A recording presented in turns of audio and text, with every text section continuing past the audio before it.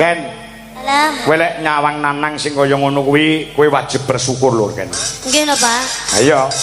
Sampeyan dikeki rupa ayu karo Gusti Allah. Nggih. Dikeki swara sing tanpa ana pedote. Aku kowe cilik nganti gedhe rong tau krungu kok Niken Salindri suarane gerok iki rong tau krungu. Leres. Berarti telakmu iki telak istimewa. Disawang iso mripat ya iso nggih nyawang ya ta? Heeh. Lho Nanang delok dhek mripat duwe ning ora iso nggih nyawang mergo picek. Lho niki. PC audio nggih niki ya. PC audio apa? Nggih. Tapi bersyukur ya Mas Nanang ya. Oh, harus. Sampean dikei kelebihan tapi juga ada kekurangan. Harus. Suarane sampean yo apik. Ora ketang hatiku, iso nyawang hatimu ngene aku alhamdulillah kan aku ndak aneh-aneh. Lambe. Ndak neko-neko. Sampeyan iki senengane gombali wong wedok-wedok. Aku lek kon godhoe dewemen. Makane mbek Gusti Allah dipateni cegrek penglihatanmu. Aliwane listrik dipateni. Aduh kan.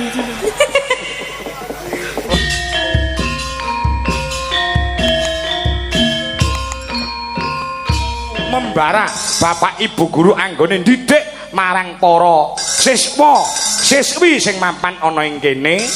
Siswa siswine uga mbangun miturut kelawan apa sing diwulangke kelawan gurune. Iki sing dhuwur ndingkluk sing ngisor ndangak mat sinamatan, dhuwur semangat ngisor ya semangat.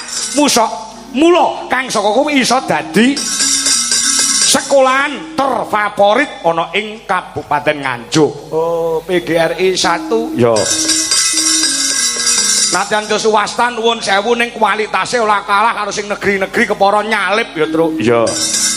Iya, iki mergo kepemimpinan sing diaso kepala sekolah penjadi Bapak Haji Lukman nggone bener-bener lahir batin supaya anak didik sing ana ing SMK PGRI 1 Nganjuk ini bener-bener siap untuk menjadi generasi yang akan datang yang menjadi sandaran kabeh para marga masyarakat iso mimpin ana ing Republik Indonesia yang tercinta. Oh, ngono ya, Truk? Ya.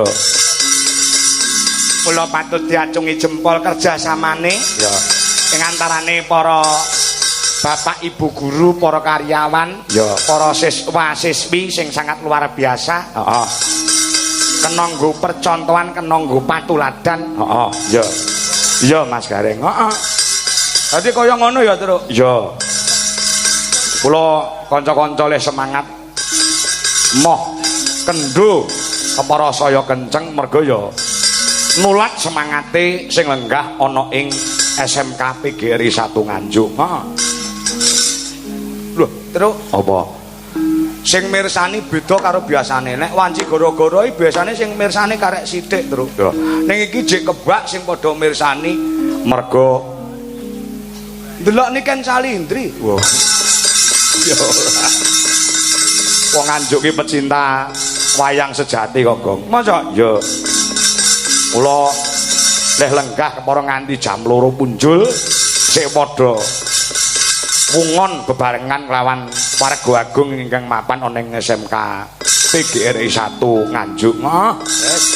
Mancing dadi dulur ya, Truk. Semakin tahun mundhak warsa saya ngrembaka Hanjayeng Bawana, saya kuncara siswa saya ngrembaka saya akeh. Ya. Nek perkara muridé akeh wis ora kena diomongke wong nyatane kuota pendaftaran bae nganti mbludak nganti ana sing ora kebagian nggone kepengin nyecep kamruh lan ngelmu ana ing SMK PGRI 1 kene. Oh ya, heeh, ya.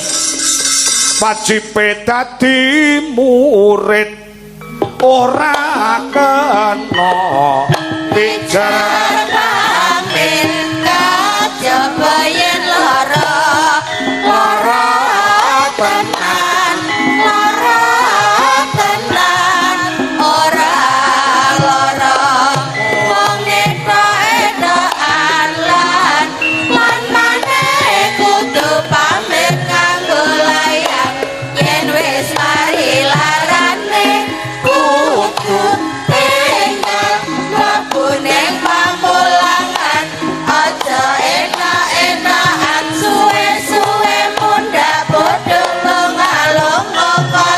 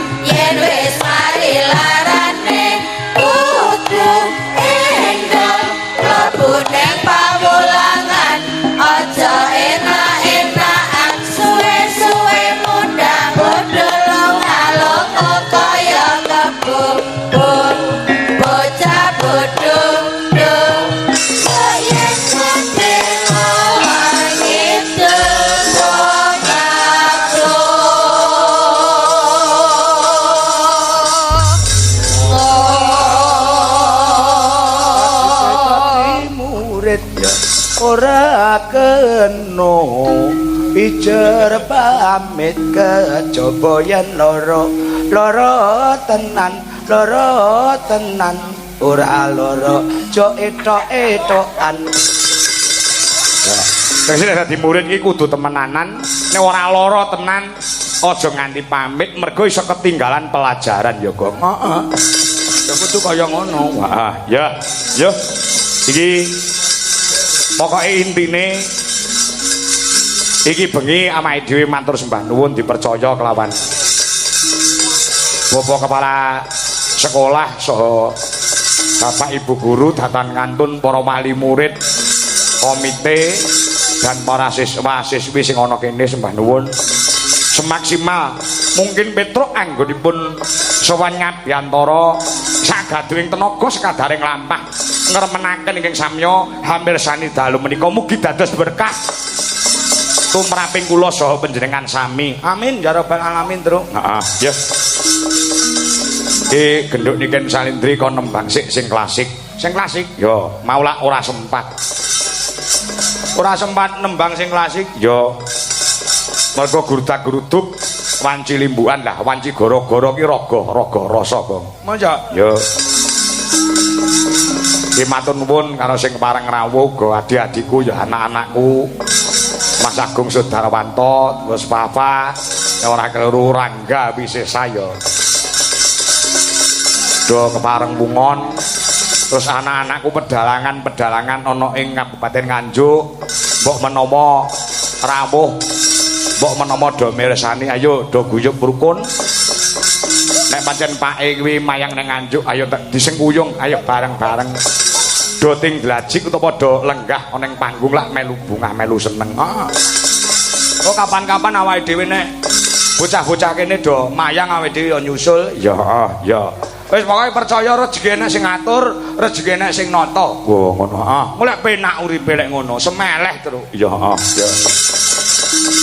Yo nduk, Ken. Aku njaluk sing klasik apa kira-kira diaturke marang para pamirsa. Mergo nek wanci gara-gara kuwi intinya inti sejatine penonton wayang ya sing jek lenggah ana ing wanci gara-gara. Nah, kalau mau menehi tembang sing klasik apa? Jineman yo gelem. Apa kira-kira nduk? Langgam mawon nggih, Pak. Apa? Langgam. Oh, langgam. Siap. Dibawani mboten? Oh, iya no dibawani no. Bawani sike. Langgam apa sing nyemek-nyemek kaya Nyidra Asmara, Pak. Oh, Nyidra Asmara. Iya. Weh, saged niku. Saged, Pak. Weh. Insyaallah. Insyaallah. Lah kok mengke enek sing WA aku ki, Ken. Sinten? Gila tak wacane ya. Nah, aku ndarani goroh. Mengke kula tak bawa Nyidra Asmara, Pak. Sinten? Nanang Tunanetra. Iso WA aku to matane raro kok iso WA itu. Nanang merem. Nanang merem. Wah, lagi. Heeh, ya. Iso ya nang wenang. Ora sang ngendang. Kene iso njajal bawa nono kok nembang si Niken coba. Oh alah, sik gayam. Alah. Heeh, duh.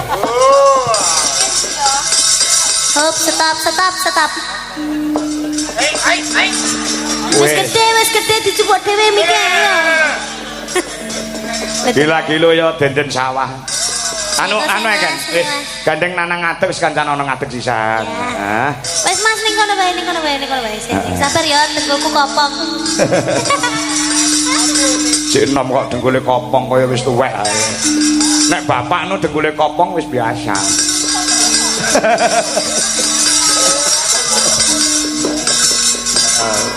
Saking cah ra tau leren kok ya. Iki spesial lho awake dhewe lho, Gong. Nduk Niken iki ora dalange awake dhewe iki ora gelem tekan gara-gara. Ngono ya. Nggih, Pak, enjing, Pak. Juga ngenjing. Ngelilir niku wae. Maksiut ngoten. Lah kowe iki turu karo ora ya padha-padha petenge lho. Nggih bentene namung setunggal lho, Pak. Apa? Angger meneng ae dilem ngoten. Oh iya.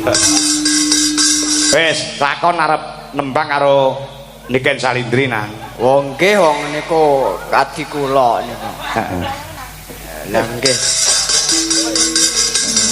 Ya. Lho, penggemar wayang Nganjuk jek komplit. Nggih, sembah nuwun. Pak Tukul ya jek lenggah. Oh alah Mas. Lah nggih. Mar tak gawakne kaos meso lali ya.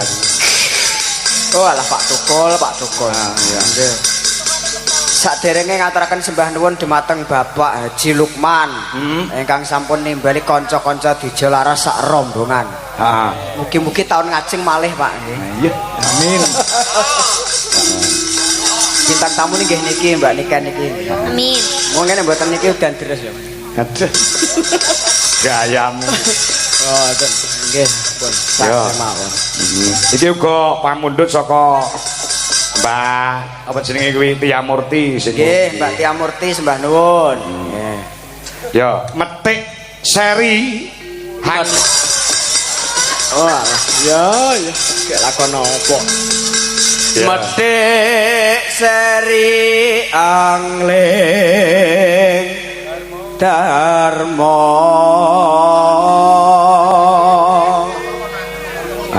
Luar biasa loh kan weekend. Iki kan catatan ya, dudun aku kan. Ndak teh anu. Wong catetane ning ngarep kene TV-ne iso. Oh iya astagfirullah ya Allah Ken, masalah ya. Kae lho. Ya Ken. Lagi iki ndase wong tuwek dicandak karo bocah. Alah untuk apa to, Pak? Lah gedene kaya ngono ora ngerti iki lho. Lah iya. On Aja nggae kacamata ireng ya ini iki. malah peteng ya Ken. Ana cerita tingkae ula kale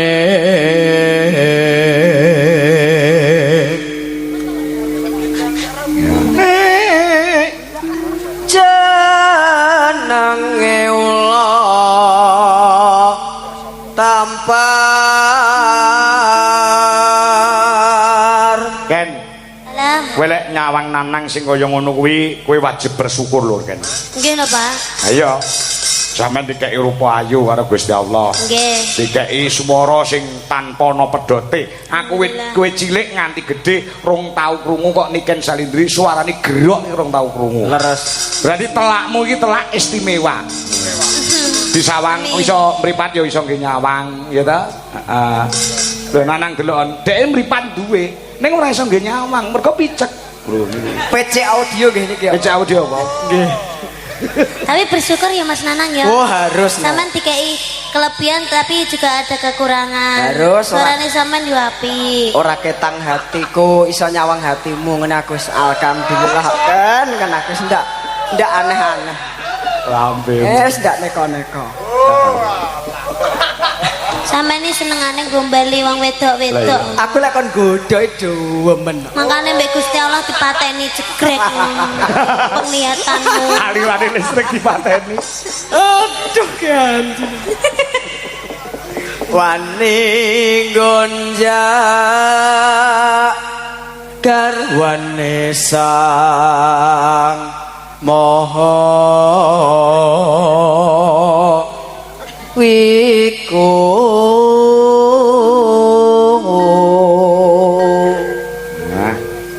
Nanong anenggih sang Nagaraja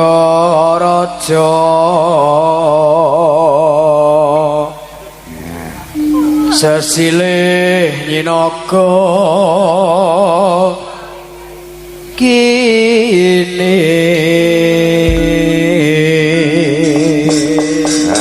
iki pengumuman kagem penggemare Mbak Niken Apa? benjing tasik acara teng Wates. Oh, sampean yo update to Mas. Lah, kok kowe kok ngerti jadwal ini kan sing ngandani sapa? kula tingali teng Google Map. Apa hubungane karo Google Map ki lho? Ora, aku delok nang postingan kan. Aku nonton. Postingane sapa? Ya postingane arek-arek iku, aku kan nonton. Makasih Mas Enten Nanang. suwantene to Bu. Nek niku lho sing ngrungokne. Oh iya. Tanjake wong ayu ya. Ya, digarap ya. Nek Nggih, ngono. siap. Lagu niki lak karyane Mbah Haji Sukron Suwono. Leres. Nggih. Uga sing ngempit-ngempit nduk niken nalika jek cilik dhisik. Leres. Iki diaransemen, tegese iringane digarap. Nggih. Nganggo gamelan Bali. Nah, Siap. Monggo kan. Ah. Nggih. Yes, gen ditembangne karo nduk niken yo nang. Nggih, siap. Teman istirahat dulu ya. Istirahat dulu. Siap. Engko bagian duet engko kowe tak musune Retno Cungpe. Wah niku demen kula siap. Retno Cungpe ket mangkat mau wis ngrasani engko bengi duet karo Nanang. Nggih kula krasa teng ati kula krasa Pak. Saestu Pak, saestu. Saestu niku Pak. Siap Pak. Lunggose ya Le. Nggih, siap. Nah, yuk coba Nyidra Asmara garap gamelan Pulau Dewata. Yuk, dados.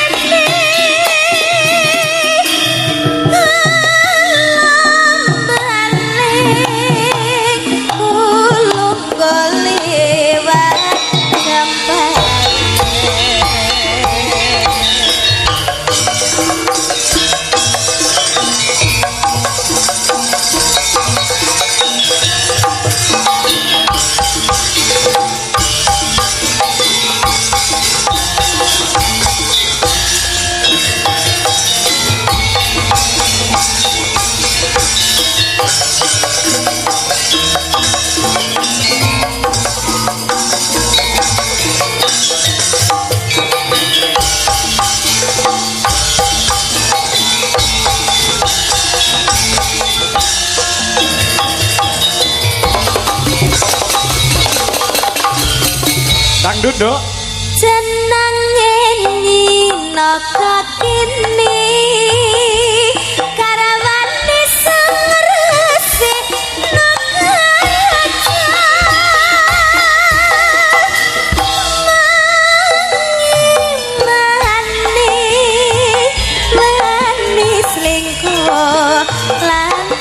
laliane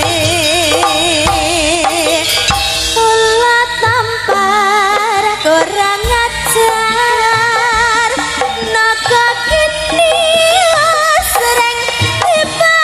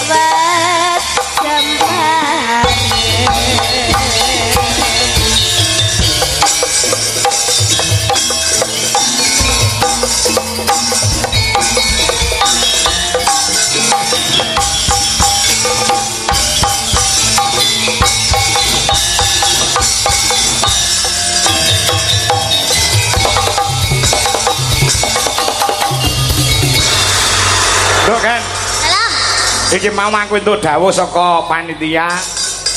Merga nggon limbuhan mau urung wani ngedekne utawa ngaturi jumeneng Ibu guru nek ora kleru. Nggih. Mereka Ibu Waka Kesiswaan Ibu Indrawati SPD MAP jatuh tindak panggung gandeng mau Pak Kepala Sekolah sing dirumiyinke mbok menawa beliau tasih kepareng wungon lelenggan jatuh tindak panggung Nduk. Nggih, Pak. Ibu Indrawati SPD mbok menawa tasih lenggah menggo jatuh tindak panggung. Ngono ya, Truk? Ya, mau masalah ya Pak Kepala Sekolah sike sing kon tindak panggung. Ya. Monggo Ibu tasih lenggah napa mboten menawi tasih katuran tindak panggung sing lenggah ora? Sing wonten mboten? Nah. Tasih enten mboten apa? Mboten enten anune, Pak. Oh, pun. Berarti pun sare napa pun istirahat nggih. Enten. Enten mboten? Nggih, Ada. tetep. Ada. Oh, wonten monggo. Monggo Ibu. Nah. Ya. Ibu Indrawati SPD MAP. Nah, mau aku entuk dawuh saka panitia. Beliaunya mempunyai suara emas. Monggo Ibu tindak mriki Bu. Ya.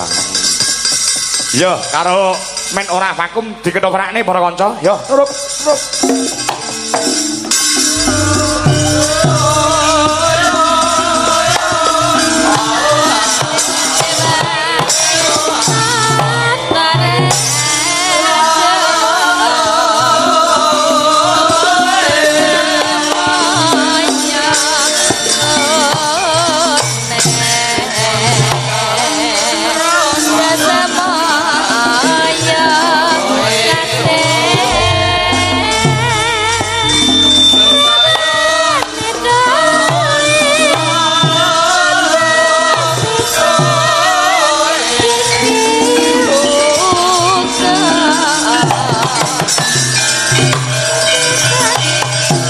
Ibu Indrawati,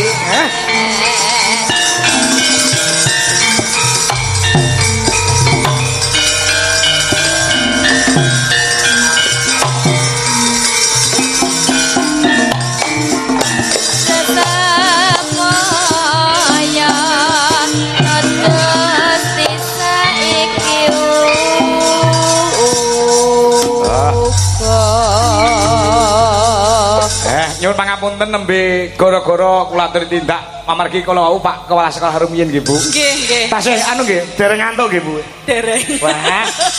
Nggih. Berarti menikmati nggih niki wau menikmati pagelaran nggih Bu nggih. Nggih. Oh, ngoten. Nggih. Lho. Bu guru iki lho. Nggih, sedang enjing, Bu. Enjing. Nggih. Pripun Mbak Niken di SMK PGRI 1 Nganjuk? Alhamdulillah kula remen sangat, Bu. Oh, remen sangat. Nggih, amargi ditanggap nggih Oh, makane nggih. remen. Mboten nggih, mboten. Mireng-mireng mau kok saged dicicil. Nggih, saged. Saged, nggih. Saged. Nggih, pokok 1 hari niku saged dicicil. Mengke pembayarannya ampun lunas ngoten mboten, Bu. Oh, Saged dicicil. nggih, nggih. Pagi pinten, mengke siang tambahi pinten. Nggih. Niki mengke SMK PGRI 1 Nganjuk kula ken nabung. Kula ken nyicil. Oh, nggih. Mengke niki dicicil tahun ngajeng. Langsung mengke. Heeh. Bibar niki mengke Nggih. dicicil malih. Oh, Tahun ngoten. ngajeng. Oh, nggih, gampang, Bu, nggih. Ngoten. Leres. Terus wiwit dinten niki dipun cicil awan isuk awan sore, isuk 10.000, awan 10.000, bengi 10.000. Niku mben dina. Mengke ditransferke teng niku. Nggih. Mengke tahun ngarep lek Nomor rekening nggih, Mbak. piye kan? Pripun? Jare isuk awan Angsal sore. mboten? Isuk awan sore ya pas hari H lho Pak maksudku. Pak sore ya terus mendino ngono kuwi lho. Kadung wau pun kalender pun kula bunderi ya Mbak Niken. Nggih. Tanggal pinten lho Bu, tanggal pinten? Nggih, Desember ngeten iki 2026 jeng ben. 2026 dicicil ke saiki. Nggih. Weh ya plekoto no Bu. Ilang no muspro. Iya. Bang gampang mangke Bu, gampang. Mriki dados setiap tanggal 24 nggih Bu. Lahirnya SMK PGRI 1 24 Nggih, tanggal nggih. itu. Oh nggih. Rencana tahun depan badhe nanggap nopo Bu? Nggih karena sing saged dicicil ngoten. Pokoke PGRI niku saged dicicil pangga oke. Oh nggih aman-aman mayang kan Aman. saged dicicil boleh. Wong Dicicil ngoten. laras nggih saged mboten, Pak? Apa? Dicicil laras cicil saged mboten? Ya iso kepepete ya iso. Monggo Bu, badhe ngaturaken napa? Lagu napa Bu? Bu Indra. Nggih. Napa? Kula niku jene mboten mau kok suara emas lah kula mboten saged nyanyi yang bagus. Ingkang bakal menika partisipasi Bu. Partisipasi. Nggih, panjenengan Napa Mas? napa? Derek. Nggih. Tapi banyak jenengan nggih, kathah jenengan nggih sing nyanyi. Oh nggih napa? Soalnya jenengan kula bayari ya. Nggih Pon, nggih manut. Nggih. Lah iya. Apa wis lunas ya kok ya. Bu Indrawati niki mung melu partisipasi lan gayengke. Sing gandeng sing dibayar kowe ya sing kudu tele-tele ngantian. Ya. Ben ora ngentot-ngentut wae ya.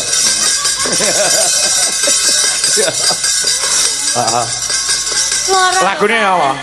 Bu. Lamunan. Lamunan. Ayo Mas Agus. Kok Agus to coro.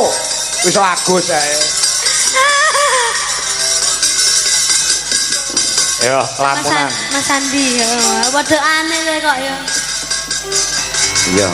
Kurang durok Pon dhuwur-dhuwur mboten saged mengki. Mboten niku nadane Mas Andi. Oh ngoten. Andi. Oh. Andi ora Agus. Sing jak paling jeneng ngarepe ayo terus ya. Wong ngoten. Nggih. Ah. Nggih. Ahmad. Ahmad. Ahmad Saiful wonten guru mriki. Oh, ngoten nggih. Nggih. Ya kok kula nggih enten kok sing jenenge Ahmad. Wong ngoten. Sing ngendang niku ngendang Jawa Timuran niku jenenge Ahmad Saitoni Rojim. Tenda samudra pasang. Maka Bu. Kan tanpa wanganan. Tresna gumring sliramu sayang. Ya. Niku suara emas niku Bu. Mila. Nggih. Oh, ngaten. Saya suarane jenengan. Mangke kula nyinden kados jenengan SMK PGRI 1 Nganjuk pripun? Ampun, namun ditinggal. Swantenipun sae Bu Indrawati. Saya saking pundi? Saestu kali musik nggih pas ngoten kok tempone nggih pas. Mergi Mbak Niken niku. Sing nggarai pas kan Mbak Niken. Makasih Bu. Nggih, Semoga sami-sami. sehat selalu panjang umurnya. Amin. Mungkin ada kata-kata untuk semua atau para siswa-siswa Untuk anak-anak SMK PGRI 1 Nganjuk, terima kasih. Kemarin juga sudah mempersembahkan jadi perangkatan Bapak. Oh gitu. Iya, karena Perangkatan- murid kita 2529. Nggih, nggih. Kalau jadikan satu di sini pasti Nggak gelut. Oh, Nggak gitu. muat iya, tapi gelut, Gelut. pasti. Nah, maka dari itu ini perangkatan kemarin ada penyu musik Ah. untuk kelas 10, kemudian kelas 11 kemarin juga Mbak Ajeng Febria Jadi setiap angkatan itu nanggap sendiri-sendiri. nanggap sendiri-sendiri. Wah, luar biasa, luar biasa. Nggih. Kok sakit mendidik siswa-siswi di sini kok seperti itu toh, Bu? Ya, karena kita awalnya itu anak-anak kita yang paling terpenting itu adalah kedisiplinan Bapak. Oh, betul. Bapak Ibu guru SMK PGRI 1 Nganjuk yakin bahwasanya anak-anak kita, anak-anak SMK PGRI 1 Nganjuk itu sudah pinter. Nggih, nggih. Kalau karakter itu kalau tidak dibimbing kan susah Bapak. Betul, betul. Nggih. Nggih, nggih. Yang Maka pertama dari- itu karakternya ya. Iya. Kalau mungkin dari Bapak Ibu guru banyak menasihati sekarang tidak digunakan. Tapi kami dari Bapak Ibu guru yakin bahwasanya anak-anak PGRI suatu saat akan mengingat apa yang disampaikan oleh Bapak Ibu guru. Betul, betul. Nggih. Nah, luar biasa, luar Nggih. biasa. Disiplin itu Karya- bagi kami nomor Nggih. 1 Bapak. Disiplin nomor 1. Iya. Nggih. Ah.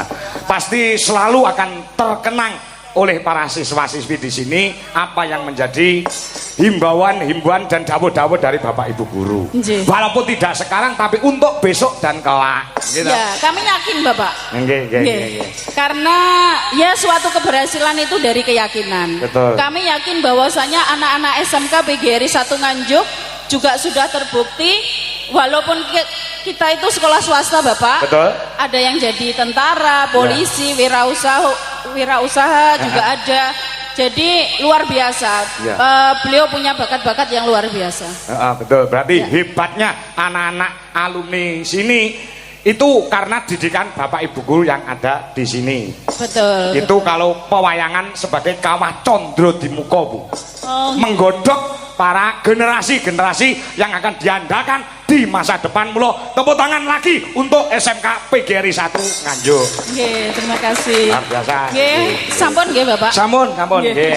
Mboten sak nyawer pun diwakili kalian Pak Kepala Sekolah. Oh, ngoten. Niki pun disiapne. Napa nggih? Repot-repot. Terus Mbah Nuwun, Bu. Nggih, Mbah Nuwun. Ya. Nggih, Bu, nggih. Ya. Ayo men disusul karo Mayang karo Okvalita. Ya. Iki ana sing nyuwun lagu Samboyonan. Nah, iki. Nah. Yo cah telu. Mumpung enek Mas Gugu. Gugu. Heeh. Ki saka Mas Ruki sing ana melandangan Pace. Mau nyuwun lagune sing berbau Samboyonan Pak Kangko. Nggih. Yang kepengker kawan kepengker nimbali dumateng kula sakanca. Nggih, sembah nuwun. Nah. Ya ta. Nangis sajroning atiku.